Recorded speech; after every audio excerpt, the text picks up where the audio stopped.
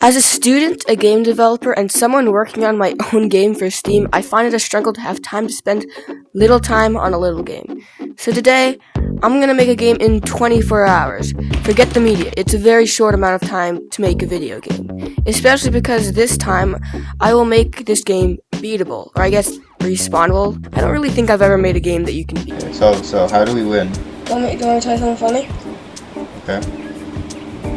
I started by making the basic first-person character movement, and added some sick additional features like sliding and sliding. I did not give myself enough time to care. But then I created a weapon from memory. All you are probably criticizing me from behind a wall. Yell at your screen, I can hear you.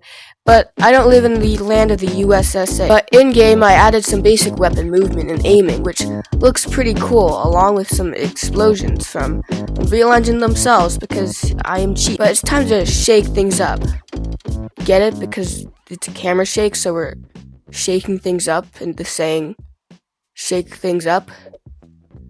I posted this. But now that shooting's feeling really spicy, we need some enemies. So I present to you zombies. I stole this from Mixum. So I animated him and got him running smoothly. Then I killed him. A lot of them. Now, you might think this is some pre-animated death, but it's just some simple physics from yours truly, and Unreal Engine, of course. But there isn't enough, how do I say it, pizzazz. So now we have a blood effect that I literally spent 5 minutes on. I'm out of time to worry about this.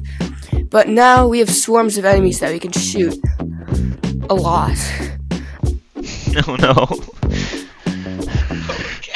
I know the aiming is buggy, but I'm staring at this for the past few hours, and I've gotten weirdly comfortable with it, like Stockholm Syndrome comfortable. So we're keeping it. To create the actual shooting, I use something called a line trace, where a line is like trace. Basically, anything it hits dies.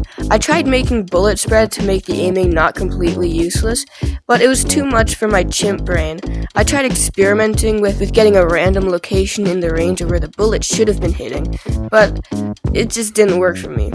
Also, I accidentally made it so you can shoot multiple zombies with one shot, probably because I used a multi-line trace instead of a regular line trace, which is just a line trace, but multiple. So we're keeping it. For the two of you, who cares? But this game sucks.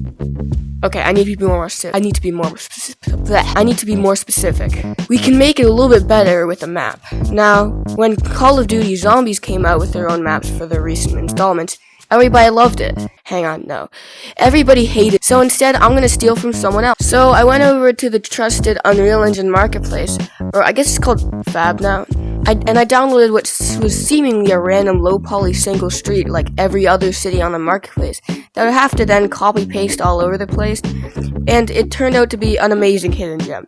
The buildings have insides that you can explore and shoot zombies, and just like any other Call of Duty game, yes, I plan on taking Call of Duty down, so they should keep an eye out for walls. So this was a great decision for me. If you like this game, which you probably don't, you have this map to thank, and it was free.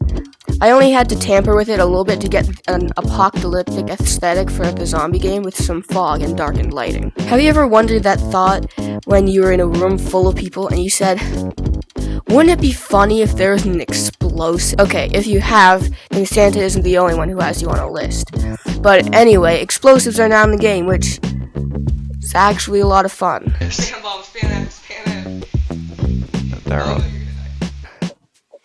But that's all I have time for. I don't know. I'll probably turn this to a VR game or something that sounds like something I would do. Anyway,